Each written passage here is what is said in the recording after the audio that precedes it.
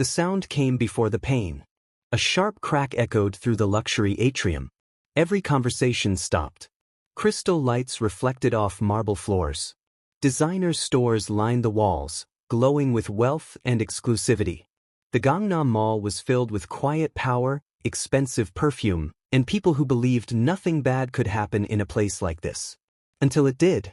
Amina staggered slightly, not because the slap knocked her down, but because for one brief moment, the past hit her harder than his hand ever could. Her cheek burned. Around her, people froze. Some stared. Others pretended not to see. A few slowly raised their phones, already hungry for drama. Across from her stood Miho. Well-dressed. Confident. The same man who once promised her forever.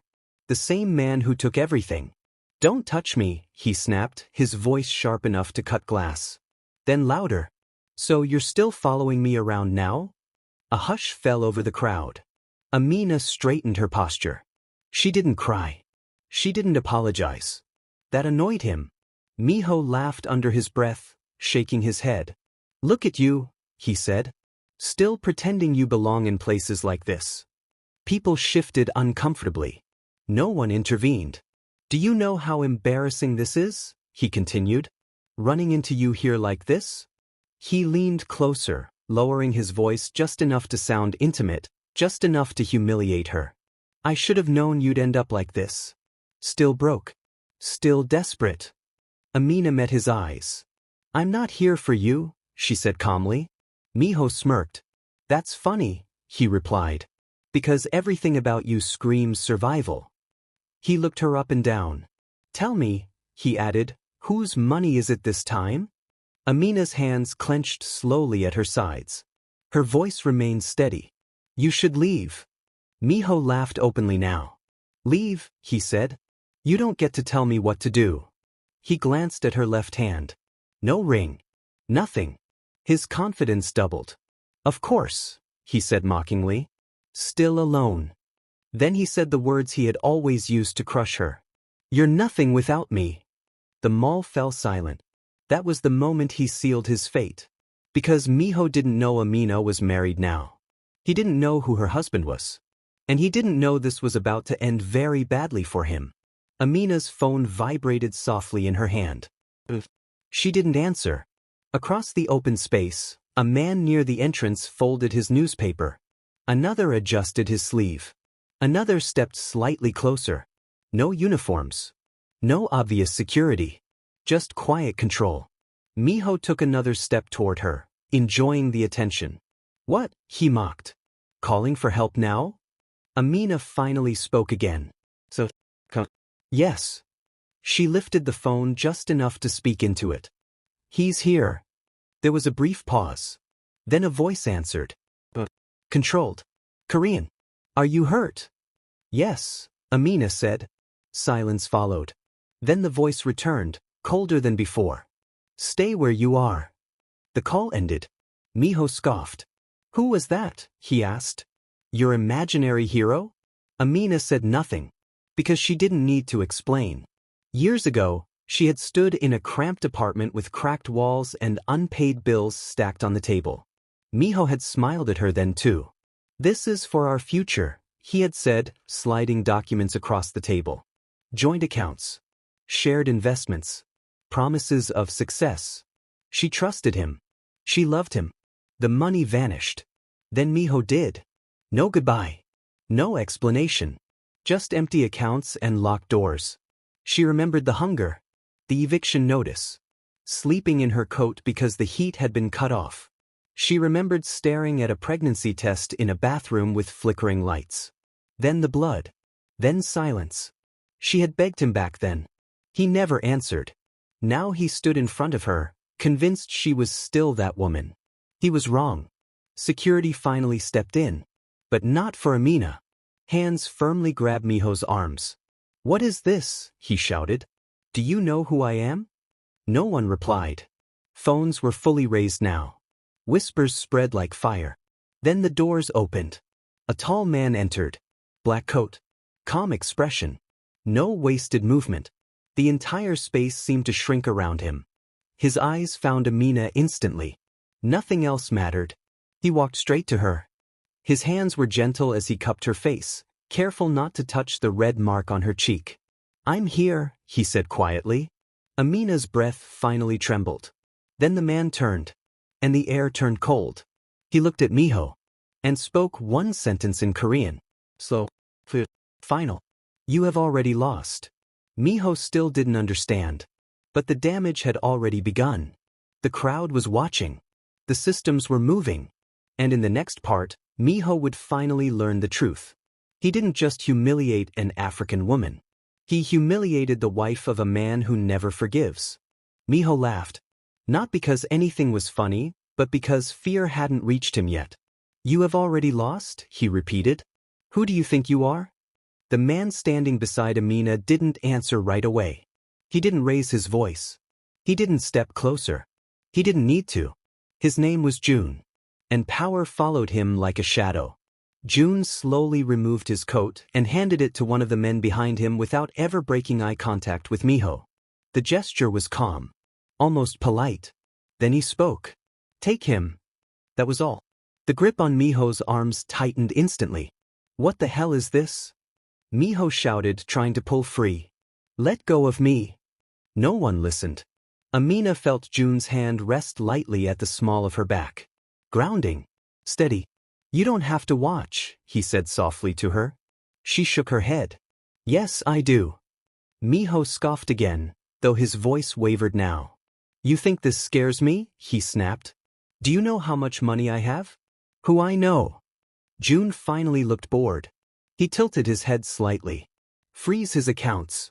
One of the men tapped his earpiece. "Already done." Miho frowned. "What are you talking about?" he demanded. June took a step closer. "You're very confident for someone who no longer owns anything," he said calmly. Miho pulled his arm free just long enough to grab his phone. He frowned harder. No signal. He tried again. Nothing. "What did you do?" he asked, his voice rising. June leaned in just enough for Miho to hear him clearly. "I didn't do anything," he said. "I allowed what was already waiting for you." Miho laughed again, but this time it sounded forced. "You can't just destroy someone like that." June's eyes flicked to Amina. "She survived you," he said. "That was the mistake." Miho followed his gaze. He finally looked at her properly. Really looked. She wasn't shaking. She wasn't begging. She was standing tall beside a man who radiated quiet authority. Something shifted in Miho's face. "You," he said slowly. "You married him?" Amina met his stare. "Yes." The word landed hard. Miho's lips parted, searching for something to say. "This is some kind of joke," he muttered. "You think marrying some rich guy makes you important?" June smiled. "Just barely. She was important before me," he said. "You just never noticed." Miho tried to speak again, but one of the men interrupted. "Sir," he said into his earpiece. "The board has voted." June nodded. "Good." Miho blinked. "Board?" he asked. "What board?" June answered calmly. "The one you no longer sit on." Miho's phone suddenly vibrated. A notification finally came through. Then another. Then another. His face drained of color as he read. "Company access revoked. Accounts under investigation. Assets temporarily frozen." "No," Miho whispered. "This isn't possible." Amina watched him unravel. She remembered how it felt to stand in a bank office years ago, being told there was nothing they could do. She remembered how small she felt. Now the roles were reversed. Miho looked up at June, panic finally breaking through his arrogance. "Listen," he said quickly. "We can talk about this. Whatever she told you, I can explain." June didn't even look at him. He looked at Amina. "Do you want him to explain?" he asked gently. She thought for a moment. Then she shook her head. "No." That answer was enough. June turned back to Miho. "You don't get to speak anymore," he said. Miho's voice cracked. "You can't ruin my life because of her." June's expression hardened. "No," he said. "I'm ruining your life because of you." The men released Miho just long enough for him to stumble backward. Security from the mall finally arrived, but they didn't interfere. They had already been instructed. Miho looked around desperately. People were filming openly now. Whispers turned into murmurs. Names were being searched. Power was being recognized. June took Amina's hand. "We're leaving," he said. As they walked away, Miho shouted after her, "Amina!" She stopped. She turned. This was the first time she had ever seen him truly afraid. "You ruined me," he said hoarsely. Amina looked at him for a long moment. Then she spoke. "No," she said. "You ruined yourself. I just survived long enough to see it." She turned back to June. They walked out together. Outside, a black car waited. Inside the quiet comfort of the vehicle, June finally let his control soften. He lifted her hand gently and kissed her knuckles. "I'm sorry I wasn't there sooner," he said. She shook her head. "You came when it mattered." He looked at her cheek again, his jaw tightening. "No one touches my wife," he said. That night, the news spread fast. Articles appeared. Screenshots leaked. Stories resurfaced. Miho's name trended for all the wrong reasons. Former partners came forward. Financial records were exposed. Friends distanced themselves. By morning, his apartment was locked. By noon, his cards declined everywhere. By evening, even his phone stopped ringing. And Amina slept peacefully for the first time in years. In June's arms. Protected. Unbreakable. Morning came softly. Sunlight filtered through sheer curtains, touching polished floors and quiet walls. The city outside was awake, but inside the penthouse, everything was still.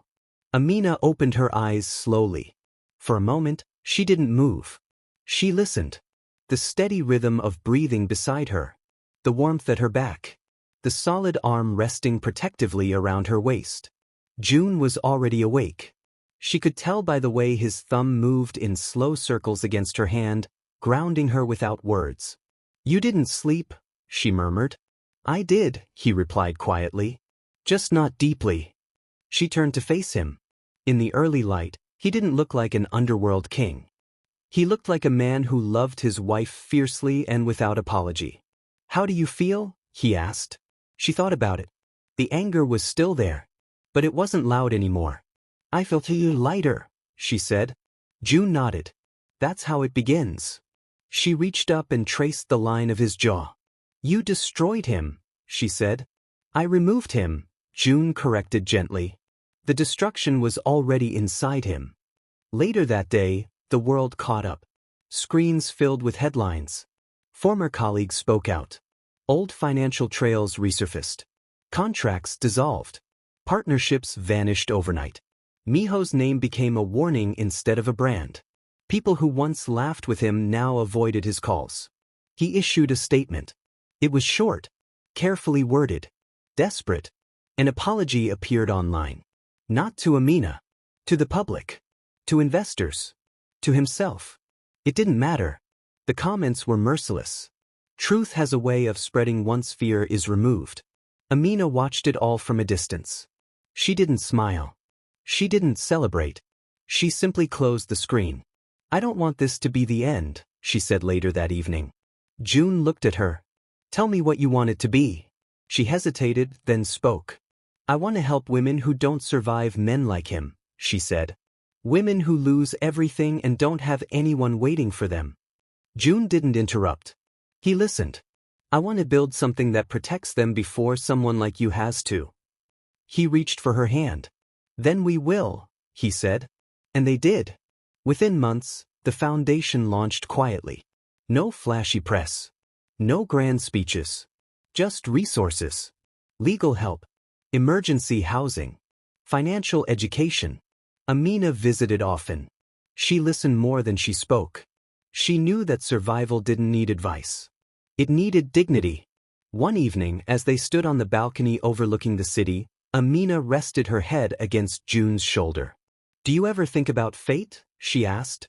June considered it. "I think people reveal who they are," he said. "And life decides when." She smiled softly. "If I hadn't met him," she said, "I wouldn't have become who I am." "And if you hadn't survived him," June replied, "I wouldn't have deserved you." She turned, surprised. "You think you deserve me?" He met her gaze. I wake up every day trying to. Below them, the city pulsed with life. Somewhere in it, Miho was starting over from nothing. No power. No protection. No audience. And Amina? She was no longer defined by what was taken from her. She had love. She had safety. She had purpose. She had won. Not because she destroyed him, but because she refused to remain broken. And that is the kind of victory no one can ever steal. Now tell me, what would you have done in her place? If you enjoy slow burn drama, mystery, and stories filled with hidden truths, subscribe to Afro Chronicles. Because every story has a secret. This story has ended, but the Chronicles are just beginning.